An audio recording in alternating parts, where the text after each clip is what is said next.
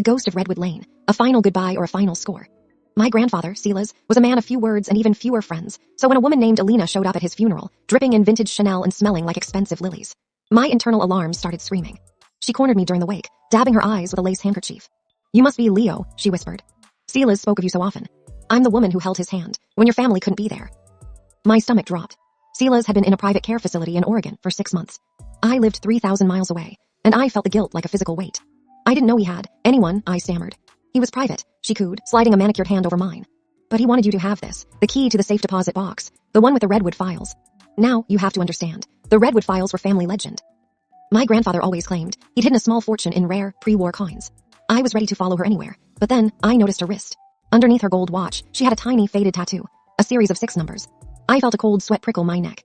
My grandfather wasn't just a hermit. He was a retired probation officer. He spent 40 years tracking down high-end grifters. I remembered a photo in his study, a mugshot from 1992, a young woman named the Black Widow who targeted grieving families. "Alina," I said, my voice shaking. "Did Silas ever tell you about his collection? Not the coins, the convictions." Her smile didn't move, but her eyes went dead. The morning act evaporated instantly. "Silas was a smart man, Leo," she hissed, her voice dropping an octave. "Too bad it's not hereditary. The box is already empty. I just needed you to sign the release forms, to make it legal."